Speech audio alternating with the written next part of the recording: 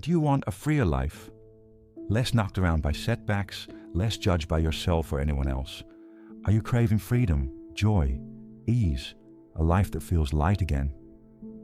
Stay with me. It doesn't start when everything goes your way. It starts the moment you loosen your grip. You know that quiet drop in your stomach when you've disappointed yourself again. The plan looked perfect on paper. The calendar was full. You pushed hard. And still, the finish line moved. It doesn't feel like growth. It feels like living in a neat little room with big expectations taped to the walls.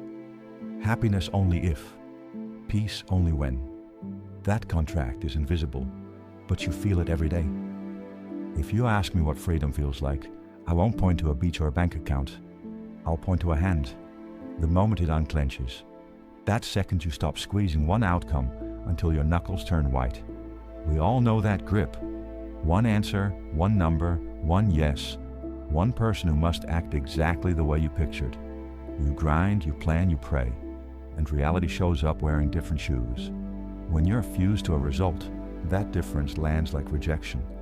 When you're attached to who you are in the process, the same moment becomes information. Freedom lives in that shift. I learned it when I started my first real company.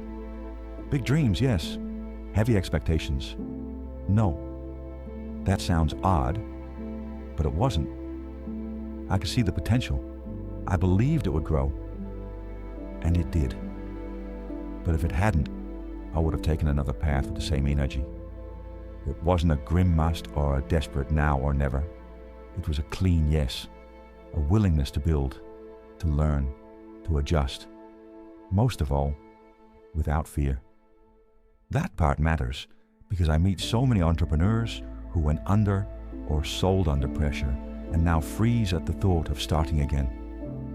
Which is strange because they're richer where it counts. More hours in the saddle, better instincts, wider networks, a sharper nose for nonsense. How can more truth in your hands come with less freedom to move? That's what attachment does. It steals the right to act when you actually know more. When you hook your worth to a result, every step sounds like a verdict. A yes means you're valid. A no means you're not. You stop experimenting because anything less than a win feels like a confession. Life shrinks. Air goes stale. And then you call that caution maturity. It isn't. It's a clever prison. We don't need to stop caring.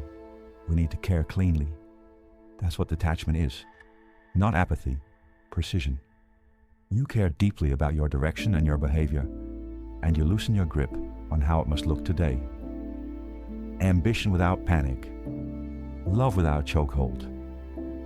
You measure the day by the quality of your actions, not the volume of applause. People here let go and think they'll lose their edge. My experience is the opposite. The less I cling to one outcome, the more outcomes become possible.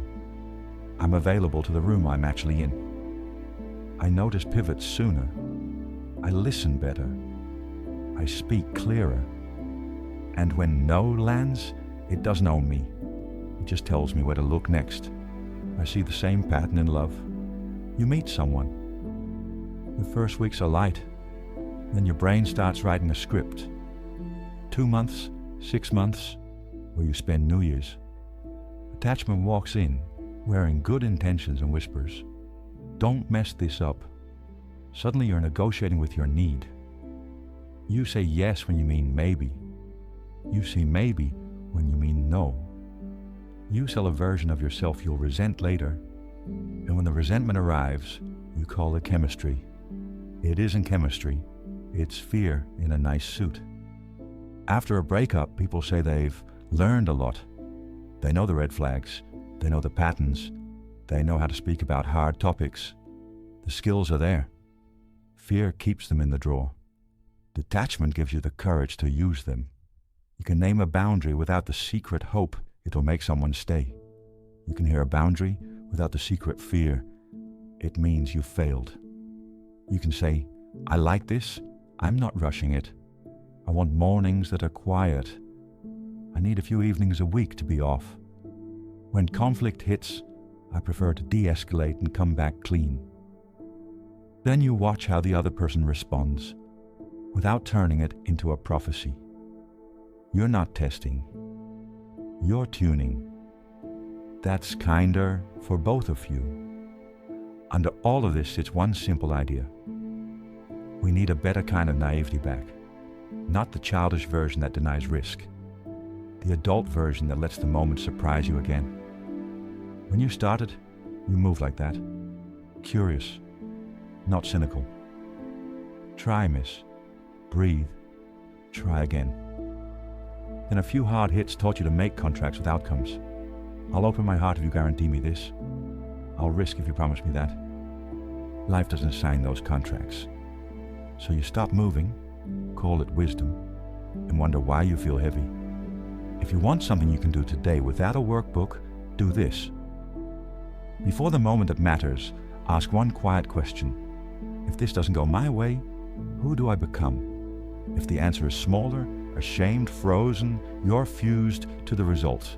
If the answer is wiser, faster, kinder, better prepared, you're attached to the process. You'll feel the difference in your body. One lives high in the throat. The other sits lower, where breath actually reaches. Then step in with a clean mouth and open hands. Speak plainly. Ask for the real issue. Don't talk over your own question. Don't chase.